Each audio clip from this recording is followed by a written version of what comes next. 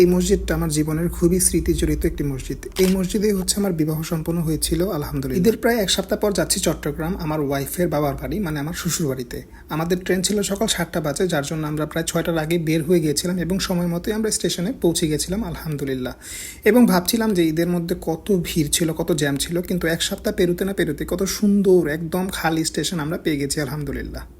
তো এর মধ্যে আমার ওয়াইফকে আমার ফোনটা দিই যেন সে আমার খুব সুন্দর সুন্দর করে ভিডিও করতে পারে যে আমি ট্রেনের দিকে হেঁটে যাচ্ছি। কিন্তু আমার চিন্তা হচ্ছিল যে সে আসলে ভিডিওটা ঠিকমতো করতে পারবে কিনা, এর জন্য আসলে আমি বারবার পেছনের দিকে তাকাচ্ছিলাম এবং এক পর্যায়ে আমি তার থেকে আসলে ফোনটা নিয়েই নেই যেন তার কষ্ট করে ভিডিও করতে না হয়। কিন্তু সেও নাছোড়বান্দা, সে ভিডিও করবেই যেন আমি ভালোভাবে ভিডিওটা পাবলিশ করতে পারি এবং ভিডিওটা যেন খুব সুন্দর হয়, এর জন্য আবার নিয়েছে ভালোভাবে ভিডিওটা করার জন্য। কিন্তু দেখলাম যে আলহামদুলিল্লাহ ভালোভাবে ভিডিওটা করতে পেরেছে। কিন্তু আমার চিন্তার কারণে আমি বারবার তার দিকে তাকাচ্ছিলাম এবং দেখছিলাম যে আসলে সে ভিডিওটা কমপ্লিট করতে পারছে কিনা।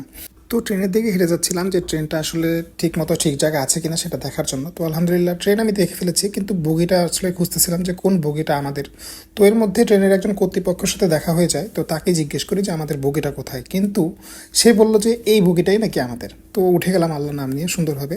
তো এখন হচ্ছে খোঁজার পালা যে সিট কোন দুইটা আমাদের। তো সিটও আলহামদুলিল্লাহ খুব সহজেই পেয়ে গেছি এবং উঠে একটু দেখলাম চারপাশটার যে ট্রেনের কী অবস্থা। তো দেখে দেখে একদম ব্যাগট্যাগ রেখে বের হলাম স্টোরি নেওয়ার জন্য। তো আমার সাথে যারা ফেসবুকে অ্যাড আছেন, ফেসবুকে এবং ইনস্টাগ্রামে, তারা কিন্তু এই সেম স্টোরিটা দেখেছেন যে আমি চট্টগ্রাম যাওয়ার আগে এরকম একটা স্টোরি আমি আমার ফেসবুক এবং ইনস্টাগ্রামের মধ্যে দিয়ে গিয়েছিলাম।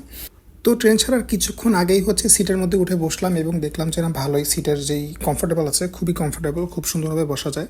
তো এর জন্য ভালোভাবে প্রিপারেশন নিচ্ছিলাম যে চোখে মুখে যেন ভালোভাবে ধুলা না যায়, কারণ ঢাকা শহরের যেই রাস্তাঘাটগুলো আছে ট্রেনের এই পাশে কিন্তু অনেক ধুলা এবং অনেক বালি, এর জন্য অনেক ধুলাবালি ওড়ে এবং এগুলো চোখে এবং নাকে খুব ভালোভাবে কিন্তু ঢুকে যায় এবং এর জন্য কিন্তু আমাদের চেহারার 12টা বাজে এবং স্বাস্থ্যেরও 12টা বেজে যায়। তো ট্রেনে উঠে একটু আসলে ঘুমানোর ট্রাই করেছিলাম, কিন্তু ঘুম হয়নি।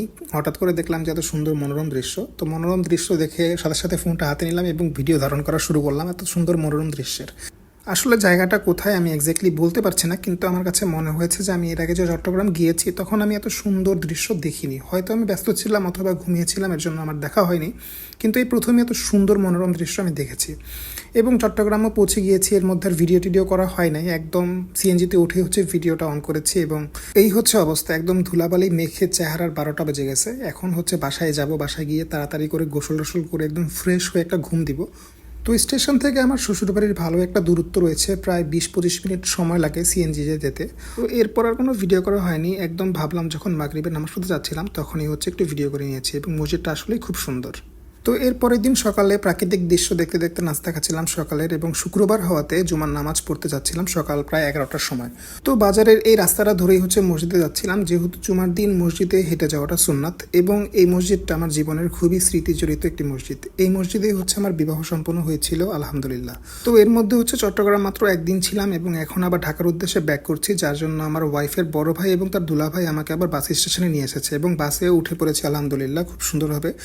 এবং প্রফেশনালিজমের কমতি থাকার কারণে খুব সুন্দরভাবে আমি ব্লগটা শেষ করতে পারিনি, যার জন্য এখানে বিদায় নিতে হচ্ছে। আপনারা সবাই দোয়া করবেন। আসসালামু আলাইকুম।